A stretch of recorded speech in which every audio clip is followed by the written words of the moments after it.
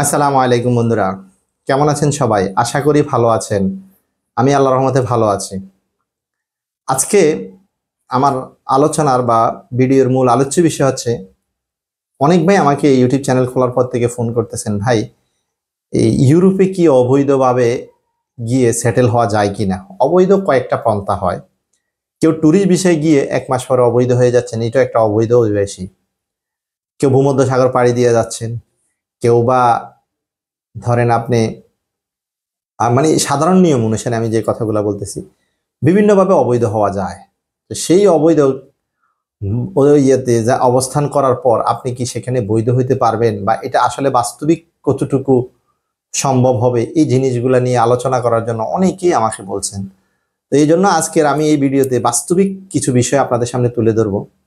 আমরা তো আবার অনেক সময় অনেকেরই দেখি যে আপনারা মনে করেন যে আপনি কি ইউরোপ গেছেন কিনা, না গিয়ে আপনি কিভাবে বললেন। আরে ভাই, মানে এখন ইন্টারনেটের যুগ, আপনি আমি যে কেউ চাইলে তথ্য সংগ্রহ করার জন্য, ইলিয়াস হোসেন, ফিনাকি ভট্টাচার্য, ওরা যে বাংলাদেশ নিয়ে নিউজগুলো করে, তো আপনারা কি মনে ওনারা কি বাংলাদেশে আছে এখন? তো ওনাদের কাছে নিউজ কিভাবে যাচ্ছে? বাস্তবতাটা হচ্ছে, কোনো দেশে যেতে হবে, স্বয়ং থেকে ভিডিও দিলে সেই ভিডিও ভাইরাল হবে। বাংলাদেশে থেকে অথবা বিভিন্ন দেশে ভ্রমণ করার পরও যদি কেউ মনে করে যে আমাদের ভিডিওটা অথেন্টিক না, তাহলে কিছু করার নাই। কিন্তু আমি আপনাকে যেই সিস্টেমেটিকটা বলবো বা যে তথ্যগুলো দিব, এই তথ্যগুলো আপনি দেখতে হবে যে মিল আছে কিনা, এই জিনিসটা আপনাকে আগে খেয়াল করতে হবে। যদি আপনাকে আপনি তো মানুষ, আপনাকে আল্লাহ জ্ঞান দিছে, বুদ্ধি দিছে, বিবেক দিছে, এগুলো দিয়ে আপনি আপনার সিক্স সেন্স আপনি কাজ করেন যে আসলে যে উনি যে কথাগুলো বললো এটার সাথে কতটা যুক্তিযুক্ত। তো আজকে আমার এই ভিডিওটা অনেক লম্বা হবে। আর যদি ভালো লাগে, যদি আপনার কাছে তথ্যবহুল মনে হয়, তাহলে আমার চ্যানেলটিকে সাবস্ক্রাইব করবেন। আমি আশা করব আমার এই ভিডিও দিয়ে যদি ১০,০০০ লোক চাওয়ার পরও যদি একটা লোক ক্ষতিগ্রস্ততা থেকে বেঁচে যায়, বা তার আশা যেটা ছিল ওই আশা থেকে ডিসিশন চেঞ্জ করে সামনে অগ্রসর হওয়ার জন্য চেষ্টা করে, এটাই আমার সবচেয়ে বড় সফলতা, এটা আমি মনে করি। তার জন্য সবার কাছে আমার অনুরোধ থাকবে, আমার চ্যানেলটি সাবস্ক্রাইব করবেন। তো যাই হোক, আমি সামনে অগ্রসর হচ্ছি, বিস্তারিত বিষয় নিয়ে আলোচনা করব।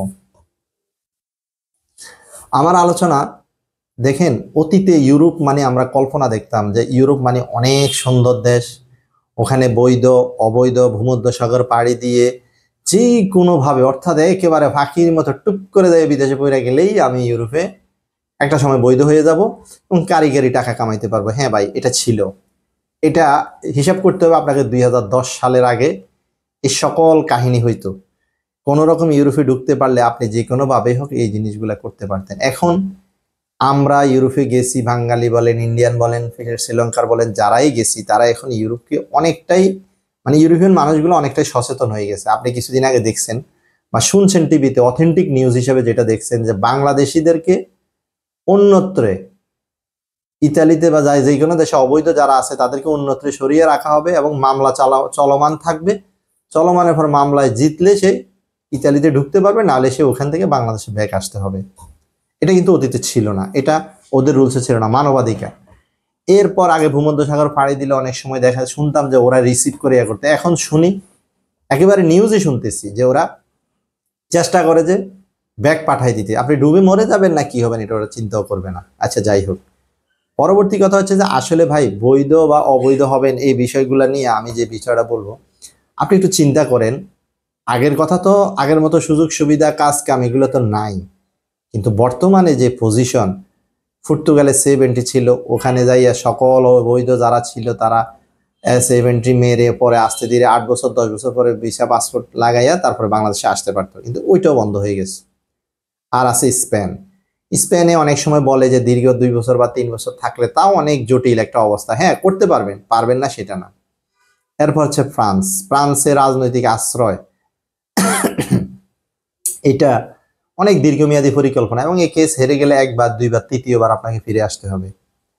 আমার পরিচিত কয়েকজনে আছে যিনি প্রথমে ইউক্রেন ছিল, ইউক্রেনে যুদ্ধ লাগার পর উনি পোল্যান্ড গেল, পোল্যান্ড থেকে উনি ফ্রান্সে গেল, ফ্রান্সে গিয়ে আজকে মিনিমাম, ইউক্রেন রাশিয়ার যুদ্ধ কতদিন চলে দেখেন, ৩ থেকে ৪ বছর নাকি, হ্যাঁ ২ থেকে ২.৫ বছর মনে হয় চলতেছে। যাই হোক, এত বছর ফ্রান্সে থেকে উনি কেস হেরে গেছেন। কেস হারার পর এই ফাঁকে তিনি পর্তুগালে সেভ এন্ট্রি মারছেন, কিন্তু পর্তুগালও সেভ এন্ট্রি দিয়ে উনি টিকে থাকতে পারেন নাই। এরপর উনি ইতালিতে ওনার ওয়াইফকে প্রায় 12 থেকে 13 লক্ষ টাকা খরচ করে ইতালিতে নিয়ে গেছেন।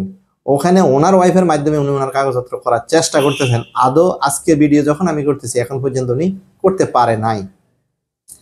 তো আসলে সব জায়গায় আপনাকে এই জিনিসটা মাথায় রাখতে হবে, যদি দীর্ঘ সময় দেন, আপনি বাংলাদেশের বিভাগীয় শহর বলেন, ঢাকা শহর বলেন, একটা গ্রামের প্রত্যন্ত অঞ্চলের ছেলে যদি ঢাকা শহরে যায় আর সে যদি ওখানে 5 বছর 10 বছর বা 15 বছর থাকে, অধিকাংশ ছেলেরাই ওখানে একটা না একটা পথ বের করে নেয়, ইনকামের, রেগুলার ইনকামের একটা পথ বাইর করে ফেলে। ঠিক এমনিভাবে ইউরোপে যদি আপনি মনে করেন যে আপনি 8-10 বছরের জন্য আপনার কোনো ফিসু টান নাই, তাহলে আপনি চোখ বন্ধ করে ইউরোপে বৈধ অবৈধ বডি কন্ট্রাক্ট সাইপ্রাস দিয়া, মানে যেভাবে ইচ্ছা, এরপরে ক্রোয়েশিয়া যদিও ওয়ার্ক পারমিট নিয়ে যাবেন, ওখানে আবার অবৈধ হবেন, তার কোনো সমস্যা নাই। আমি আপনাদেরকে কিছুদিন আগে একটা গল্প বলছিলাম, বাস্তবিক গল্প, যে ছেলেটা ইউক্রেনে ক্রোয়েশিয়া গেছিল ওয়ার্ক পারমিট নিয়ে, সেখান থেকে অবৈধ এখন ফ্রান্সে আছে।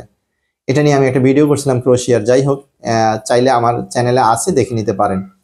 তো এরকম হইলে আপনার যদি কোনো পিছু টান না থাকে, বউ বাচ্চা না থাকে, মা বাপের প্রতি কোনো আন্তরিকতা না থাকে, ভাই বোনের প্রতি না থাকে, তাহলে আপনি দীর্ঘদিন পড়ে থাকতে পারেন, একটা না একটা রাস্তা বের হবে।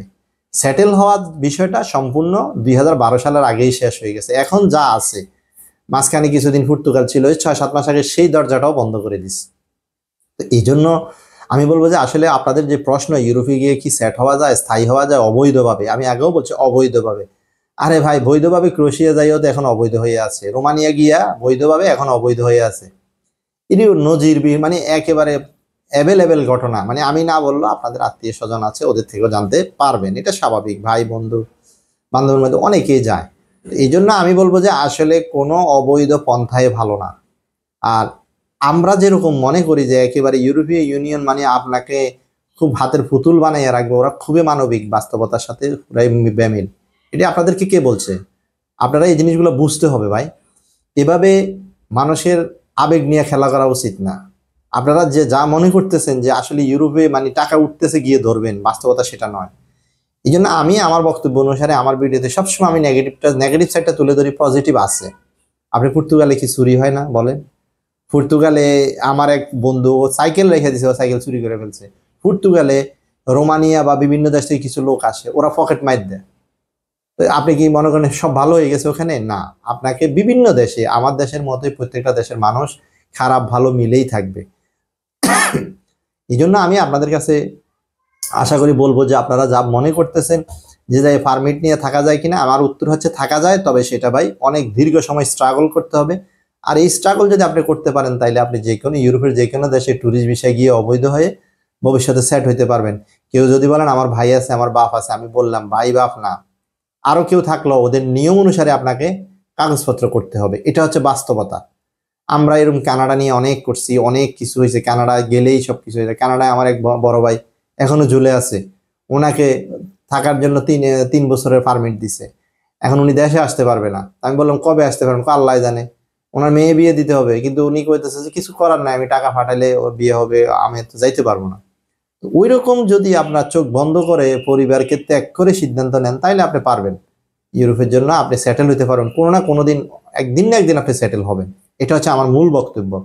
তো যারা বা আমার যারা ভিউয়ার্স আছেন, যারা আমার কাছে এই প্রশ্ন করছেন ইউরোপে অবৈধভাবে গিয়ে কি সেটেল হওয়া যায়, আমার এই উত্তরটা হচ্ছে সরাসরি কথা, ইউরোপে অবৈধভাবে গিয়ে সেটেল তো হওয়া যায় না। তবে কিভাবে যায়? যদি আপনি 10 বছর 15 বছর সময় হাতে নিয়ে যান, তাহলে আপনি সেটেল হতে পারবেন। এটা যে কোনো দেশে হইতে পারবেন। কারণ আমি এটার সংক্ষিপ্ত উত্তর দিব যে ক্রোয়েশিয়া রোমানিয়ায় বৈধভাবে গিয়েও এখন অনেক লোক অবৈধ আছে, যারা দীর্ঘ 8-10 বছর আগে কাগজপত্র রেডি করার আগে বাংলাদেশে পা দিতে পারবে না। এক সময় সুখের মুখ দেখতে পারেন, হওয়া যায়। তবে সেটা এখন বর্তমানে শুধুমাত্র স্পেন খোলা আছে। পর্তুগালে এখনো যদিও ওরা নিষেধাজ্ঞা করছে, কিছু কিছু লোক বলতেছে যে হ্যাঁ কিছু হইলেও করা যায়, তবে সময় সাপেক্ষে সময় লাগে, দীর্ঘ সময় মেয়াদ লাগে, এরপরে এটা করা যায়।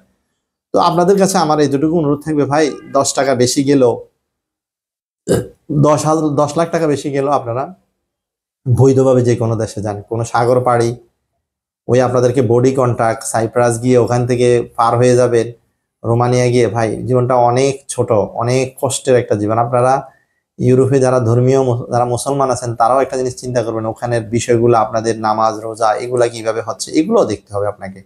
শুধু একটা বিষয় দেখলে হবে না, টাকা আর টাকা, এটা সব না ভাই।